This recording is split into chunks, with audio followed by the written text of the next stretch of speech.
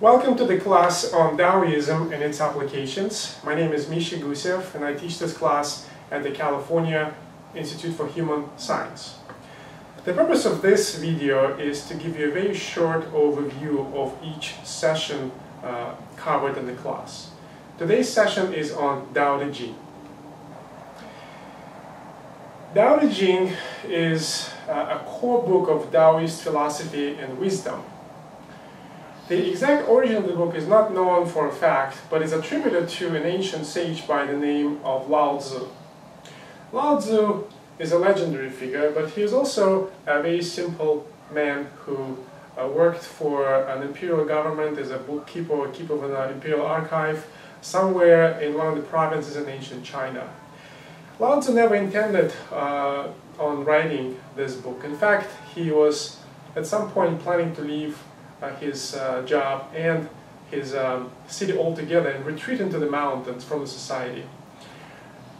On the way out of the city, he was stopped by the city guard, who sensed that Lao Tzu was not an ordinary man and asked him to sit down and write down his wisdom before he left the society altogether. So Lao Tzu complied, and that's how the book of Tao Te Ching, or the Book of the Way, as we now translate it, was born.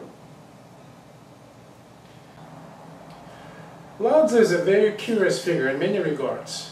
Unlike founders of other philosophies and religions, he didn't try to get his message across. He didn't even care if he had any followers. In fact, he didn't even mind disappearing from life altogether without a trace, according to the legend. So what did he share with us in his timeless work, the Tao Te Ching? Tao Te Ching is a very small book. It consists of only 81 chapters, but each chapter is less than 1 page long, consisting of a short poem written in a very abstract language.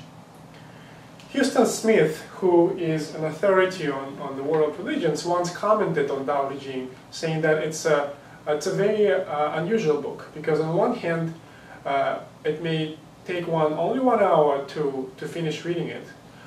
On the other hand, one may spend the entire lifetime studying it. So Tao Te Ching and Taoism in general introduce some concepts and principles which may appear somewhat unusual, maybe foreign, maybe even contradictory to the Western audience.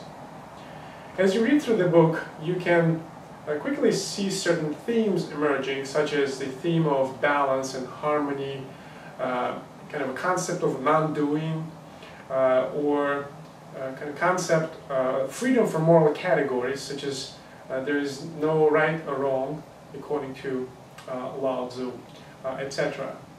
And as we think about these concepts and themes, on one hand they may appear to be very appealing and poetic to us.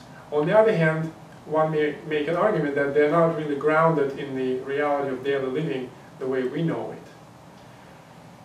We can also argue that they sometimes are even contradictory to what we're led to believe. For example, this notion of success and proper way of living to achieve successful and meaningful life is often described in somewhat aggressive and masculine terms, using kind of goal-oriented, decisive language, where Lao Tzu, on the contrary, uses somewhat ambiguous and passive and feminine language when he talks about the art of living. Of course, the abstract language of Tao Te Ching contains layers of meanings and interpretations. For example, this is one of the contemporary books on Taoism. You can see how much bigger it is than the original source of the Tao Te Ching. As we read Tao Te Ching, it may be worth mentioning that one of the core concepts of Taoism is a concept of power, and Taoists' quest for the ways to preserve and cultivate power. Taoists were specifically interested in what they called soft power, which they believed to be longer lasting and more sustainable. So the following phrase illustrates that. seemingly yielding is the source of incredible and unstoppable power. So according to Taoists, yielding does not mean weak. Yielding actually means truly strong.